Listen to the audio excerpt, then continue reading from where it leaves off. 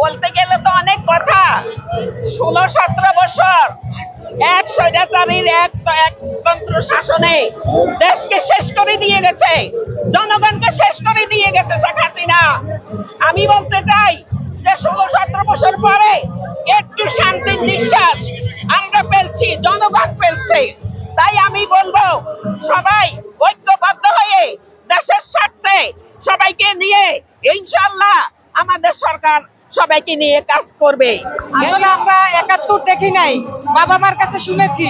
আমরা 5ই আগস্ট দেখেছি। ঠিক 5ই আগস্টে যে বিজয় উল্লাস, আজকে সারা বাংলাদেশের মানুষ এই বিজয় উল্লাস উপভোগ করছে এবং 7ই নভেম্বরকে বুকে ধারণ করে 75, 71, 5ই আগস্ট আর 7ই নভেম্বর থেকে আগামী বাংলাদেশ সেই উদ্দীপনা নিয়ে সেইভাবে সিপাহী বিপ্লবের মাধ্যমে জিয়াউর রহমানকে মুক্ত করে দেশের ভার দিয়েছিলেন এবং দেশটাকে কৃষিতে, শিল্পে সবকিছুতে সমৃদ্ধ করে দিয়েছে। ইনশাআল্লাহ এই নভেম্বরকে আমরা বুকে ধারণ করে আগামীর বাংলাদেশ গড়ব। আমরা 7ই নভেম্বর শহীদ দিবসটা আমরা স্বাধীন মতো পালন করতেছি আনন্দের সাথে। এটা ভাষায় প্রকাশ করার মতো না। 17 বছর আগে আমরা ঠিকই এই দিনটা পালন করছি, কিন্তু মনটা আমাদের অনেক খারাপ ছিল।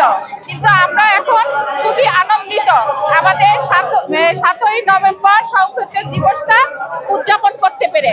আমরা দুটো নির্বাচন চাচ্ছি না, আমরা মানুষের অধিকার ফিরিয়ে দিতে চাচ্ছি। কারণ মানুষ 16 বছর মানুষের অধিকার পায় নাই, ভোট দিতে পারে নাই। আমরা চাচ্ছি নির্বাচনের মাধ্যমে জনগণের অধিকার জনগণকে ফিরিয়ে দিতে।